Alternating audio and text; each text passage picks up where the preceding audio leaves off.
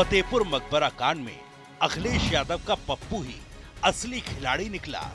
फतेहपुर में सांसद सपा का, विधायक सपा का, नगर पालिका चेयरमैन सपा का और वो नेता भी सपा का जो फतेहपुर में मकबरे को ध्वस्त करने वालों की भीड़ की अगुवाई कर रहा था, भीड़ के बीच में नारे लगा रहा था। जी हाँ, ये सपा के राष्ट्रीय अध्यक्ष अखिलेश यादव का वही पप्पू है जो बीजेपी के पूर्व विधायक विक्रम सिंह, बीजेपी जिला अध्यक्ष मुखलाल पाल और बजरंग दल कार्यकर्ताओं की भीड़ के बीच नारेबाजी कर रहा था। बैंड बाजे के साथ फतेहपुर के मंगी मकबरा को तोड़ने के लिए चल रही भीड़ का हौसला बढ़ा रहा था। इसी पप्पू सिंह चौहान की तस्वीरों पर गौर कीजिए, आपको खुद ही मालूम हो जाएगा ये शख्स फतेहपुर की सपा में क्या हैसियत रखता है। सपा अध्यक्ष अखिलेश यादव के ठीक बराबर में बैठे हुए तस्वीर सपा के पूर्व यूपी अध्यक्ष और फतेहपुर के मौजूदा सांसद नरेश उत्तम पटेल के साथ बातचीत करते हुए तस्वीर, इंद्रजीत सरोज का स्वागत करते हुए तस्वीर। इतना ही नहीं, 2022 के विधानसभा चुनाव में पप्पू सिंह चौहान फतेहपुर की हुसैनगंज विधानसभा से टिकट का भी दावेदार था। 11 अगस्त को जब अब्दुल समद के मकबरे को तोड़ने के लिए आबूनगर के पास बीजेपी नेताओं और हिंदूवादी संगठनों की भीड़ जुटने लगी तो अखिलेश यादव का पप्पू सिंह चौहान भी मौके पर मौजूद था। वो न केवल भीड़ के बीच मौजूद था बल्कि भीड़ को निर्देश भी दे रहा था। नारेबाजी कर रही भीड़ के बीच वो अगुवाई करते हुए मकबरे की ओर बढ़ रहा था। ये तस्वीरें गवाही दे रही हैं कि सपा से निकाले गए पप्पू सिंह चौहान ने मकबरे को तोड़ने की साजिश में शुरू से आखिर तक संगीन भूमिका निभाई। पप्पू सिंह चौहान के वीडियो पर गौर कीजिए। फतेहपुर सदर से पूर्व बीजेपी विधायक विक्रम सिंह के साथ पप्पू चौहान भी चल रहा है। इतना ही नहीं, वो भीड़ को आगे चलने के लिए हाथ हिलाकर इशारा भी करता है। भीड़ कुछ दूर चलती है और वो हाथ उठाकर नारे भी लगवाने लगता है। इसके बाद भीड़ को लेकर अब्दुल समद के मकबरे तक पहुंचता है और वहां भीड़ को उकसाते हुए तोड़फोड़ भी करवाई।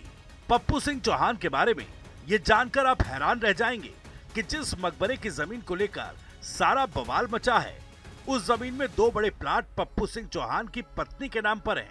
बताया जाता है कि पप्पू सिंह की पत्नी पद्मा सिंह के नाम पर इसी जमीन पर 2 बड़े प्लॉट हैं। यानी मंगी मकबरे के आसपास की जिस 10 बीघे जमीन पर प्लॉटिंग हुई, उसमें सपा से निकाले गए पप्पू सिंह ने अपनी पत्नी पद्मा सिंह के नाम 2 प्लॉट खरीदे थे। पप्पू सिंह की दबंगई सिर्फ यही खत्म नहीं होती, उसके 2 भाई घोषित रूप से अपराधी हैं, दोनों सजा याफ्ता हैं। दोनों के खिलाफ फतेहपुर के थानों में मुकदमे दर्ज हैं। सपा से निष्कासित पप्पू सिंह के भाई ललित सिंह और शोभित सिंह सजा याफ्ता भी हैं। यानी पप्पू सिंह के दोनों भाइयों को कोर्ट से उम्र कैद की सजा मिल चुकी है। पप्पू सिंह के भाई लाली सिंह उर्फ ललित के खिलाफ फतेहपुर के कल्याणपुर थाना में गुंडा एक्ट, गोवध, पशु क्रूरता और हत्या समेत आधा दर्जन से ज्यादा मुकदमे हैं। फतेहपुर की एडीजे कोर्ट नंबर 7 ने 8 अक्टूबर 2014 को लल्ली सिंह उर्फ ललित को आजीवन कारावास की सजा सुनाई थी। अदालत ने लल्ली सिंह पर 20,000 रुपए का आर्थिक दंड भी लगाया था।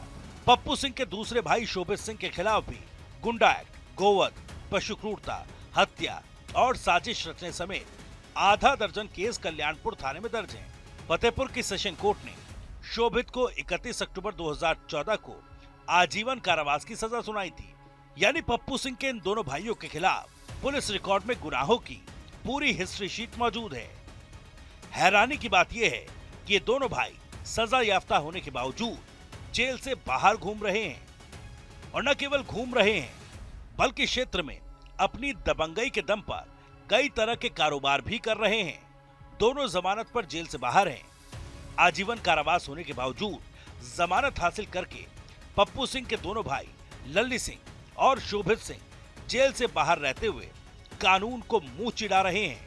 पप्पू सिंह के एक और भाई की पत्नी रेणु सिंह चौहान ब्लॉक प्रमुख रह चुकी हैं। फतेहपुर के भिटौरा ब्लॉक से रेणु सिंह चौहान पिछली बार ब्लॉक प्रमुख बनी थी। स्थानीय लोगों के मुताबिक रेणु सिंह के ब्लॉक प्रमुख बनने के बाद उसका जे और पप्पू सिंह का भाई हिस्ट्री शीटर शोभित सिंह राशन का कोटा चलाता था। आरोप है कि लोगों का राशन मनमाने तरीके से रोक देता था, पूछताछ करने पर धमकाता भी था। उसका पुराना वीडियो भी इस वक्त वायरल हो रहा है, जिसमें वो महिला से कह रहा है कि हम गुंडई से चलाते हैं। माननीय नेता, एक बहुत गंभीर मामला मैं आपके संज्ञान में, आपके माध्यम से सदन के संज्ञान में लाना चाहता हूं। फतेहपुर में एक मकबरा था। उस मकबरे पर कब्जा करने के लिए 7 दिन पहले से ऐलान किया गया। लेकिन पूरी बात पहले जानकारी देंगे तब वो लेके रखेंगे ना। आपको पहले जानकारी देते तो अरे मैं अभी जल्दी कहा है तो कहा वो जानकारी उनके पास होगी। सरकार को कले से बवाल चल रहा है। मैंने खुद पूछा था गृह सचिव से, उन्होंने बताया साहब वो एक संगठित ढंग से एक पार्टी के नेता ने ऐलान किया कि यह मकबरा हिंदुओं का है, हम इस पर कब्जा करेंगे, और भारी संख्या में लोगों को लेकर वहां आए। ये सही है कि पुलिस ने उसकी बैरिकेडिंग की, लेकिन बैरिकेडिंग के बाद जितनी पुलिस की आवश्यकता थी वहां रोकने के लिए वो नहीं था। ये लोग आए और हल्ला करते हुए पुलिस को धक्का मुक्की देकर उसमें घुस गए और तोड़ फोड़ किया। इससे सांप्रदायिक सौहार्द बिगाड़ने की कोशिश भारतीय जनता पार्टी की सरकार कर रही। ये नहीं चाहती है कि उत्तर प्रदेश में शांति व्यवस्था बनी रहे। ये केवल यही नहीं, मेरे यहाँ एक 2.0 हेक्टेयर में छोटा सा बाजार था और आपके नेता ने जबरदस्ती उसको उजड़वा दिया।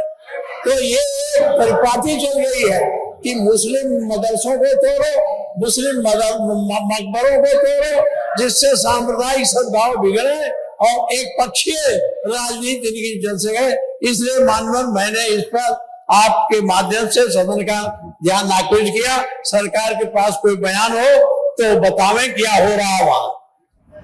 समाजवादी पार्टी ने फतेहपुर में मकबरे के तोड़फोड़ का मुद्दा सदन में उठाया, लेकिन बीजेपी की ओर से कहा गया कि इस साजिश में तो सपा नेता पप्पू सिंह चौहान और उसके समर्थक भी शामिल थे। इसके बाद सपा बैकफुट पर आ गई।